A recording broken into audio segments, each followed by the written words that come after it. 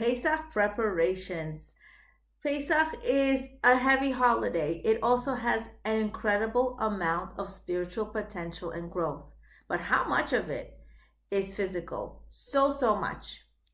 How much of the physical part do we have to invest in? And how much of it is truly unnecessary stress?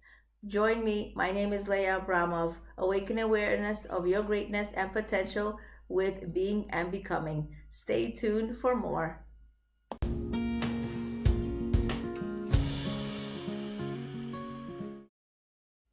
Pesach Prep. Pesach is a very busy time, a very busy holiday. Preparation must happen. One of my favorite quotes, failing to plan is planning to fail. So of course we can't just jump into Pesach, into Passover. We need to prepare for it. But how much of this preparation is necessary and how much of it is truly unnecessary stress that we cause on ourselves? So Pesach is teaching us also a lot about the spiritual components of Pesach. So the primary place of the Beit HaMikdash is inside the heart of every Jew. This is what our sources say. In Parsha Teruma, it says, "Make for me a Beit HaMikdash, and I will live in you." In other words, a person doesn't have to be stuck in this world. Sometimes we can tell ourselves, oh, I have to wait for Mashiach. We have to wait for Mashiach to come in order for our issues to be solved, in order for it to be a beautiful world, a wonderful life. But the truth of the matter is Hashem wants us to be happy now too. He wants us to be fulfilled. We are not meant to be stuck and depressed and lonely and confused. Yes, the world we live in is not a world of answers. However, we're not meant to be stuck. We're not meant to sit in darkness until Mashiach comes. So if the primary place of the Beit HaMikdash is within me, right, within each and every Jew, there's the Beit HaMikdash, the primary place. That means I can bring about my own happiness. I can bring light onto myself. I can fill myself up with light, as much light as I would like to. When Mashiach comes, the person will see everything. Everything is going to make sense, and everything is going to be understood. From the second to the next, it's going to be a different world. So from one second, it's darkness, and the next second, Mashiach will come, and it could happen at any moment. But why wait to bring light into our lives? We have the light within us, and that is the true light. The month of Nisan is a very interesting and potentially impactful time. It's not like any other month. It has very spiritual, very special spiritual potency than any other time of the year. In other words, you can tap into your spiritual self during Nisan like no other month. So there's an additional potency to open the door in our hearts to be more. And it could be, of course, it could be an intensely busy time, depending on one's age, on one's stage, on one's circumstances and phase. You know, it could be actually a very sad and lonely time because maybe not a lot of families around. Maybe the person used to make Yom Tov, used to host the Pesach Seder, and now they're not. Maybe family's away. Maybe they're not feeling well. Maybe they got older. So depending on a person's stage, age, and phase of life, Pesach can look different for anyone. But this is actually the Yetzer Hara's ploy to get at us. When a person cannot host anymore, this is a time for them to really tap into the spirituality of the holiday, to tap into connecting to Hashem more, to seeing the light into your life and being that light. Maybe you're praying more. Maybe you are giving advice or feedback. And of course, working on your spiritual closeness to Hashem. If people who are not able to invest physically as much as Yom Tov can comfort themselves and invest in the spiritual potency of the month. Now, if a person has ratzon, which is desire, a wanting, a yearning, a wish, then it is going to happen. You only need one ratzon to be strong. So what is it? For example, if a person has a lot of desires, right? Let's say they're going to a wedding and they hope to stay on their diet. They hope to eat fruits and vegetables. They hope not to eat too much carbs. But then they have another ratzon, right? The first ratzon is to stay on a healthy, balanced diet, not to go overboard. And now they're exhausted, right? Now they're like, I was really stressed today, so I'm gonna feed into my emotional well-being. So I'm gonna treat myself. And I'm also tired, so I'm gonna relax. I won't dance too much, even though I wanted to exercise today. So the point is, if you have one ratzon, of course, this has to be a spiritual one, it's going to happen. So if a person ends up going to the wedding and then eating everything under the sun, what happened was their ratzon, their desire to stay, well balanced and eat the right foods is not so strong. But those are physical yearnings, right? That's a goal. But the sages teach us that if a person has a spiritual ratzon, a spiritual desire, it will happen because it's their only one desire. And our only one desire is to be close to Hashem, to connect to Him to the highest degree possible.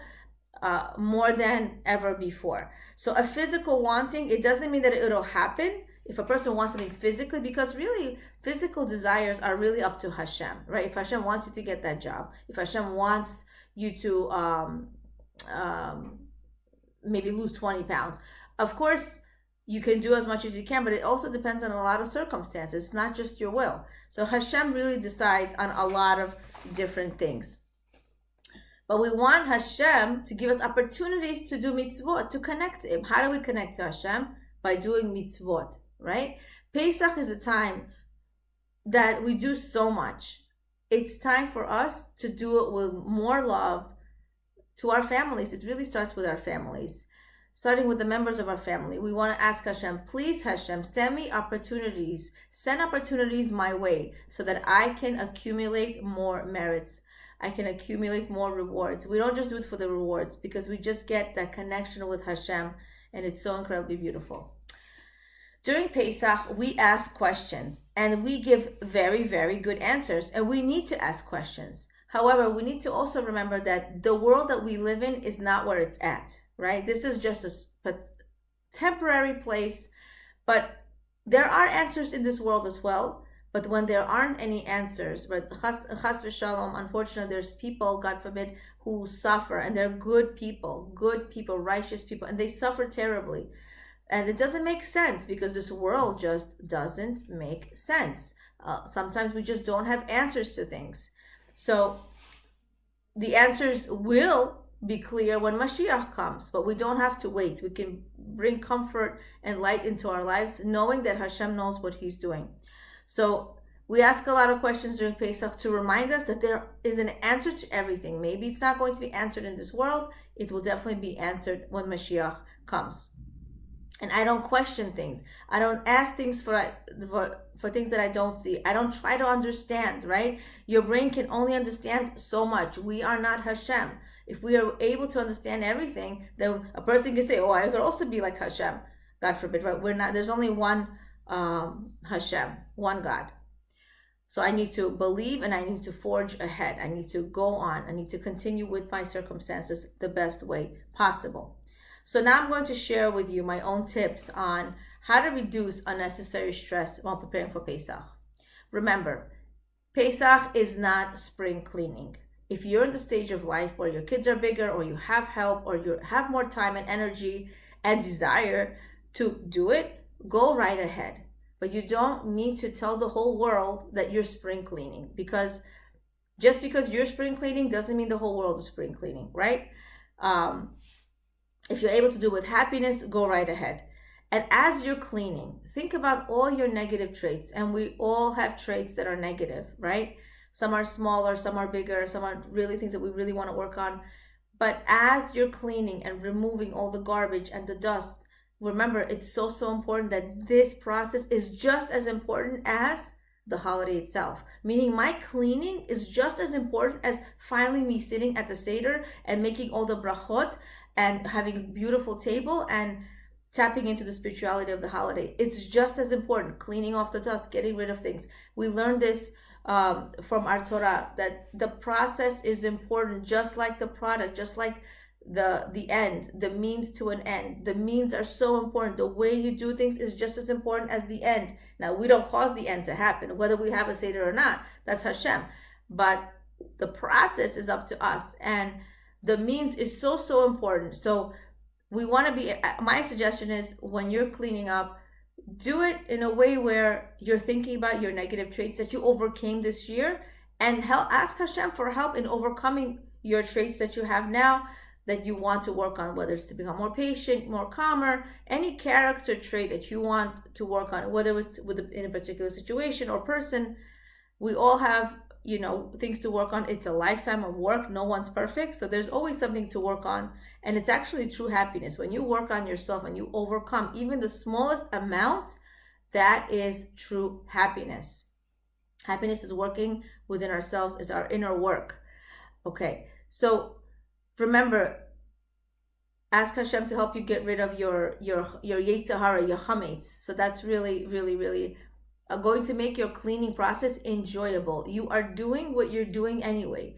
You're cleaning, you're preparing anyway. You're spending so much effort, money, energy, right? You're doing it anyway. Do it in the right manner, the best way possible. So remember that cleaning is just as holy as the end of it. So let's treat it with respect. Let's enjoy it, and let's do it with a good attitude. Put on music, And another tip is, like, don't tell everyone what you're doing. Even with your sister, your sister-in-law, your mother, we build anxiety within one another. Oh, I already did the closets, and I already did this, and I'm up to that. And by the way, I'm doing this. One of you is going to feel the anxiety, right? Why?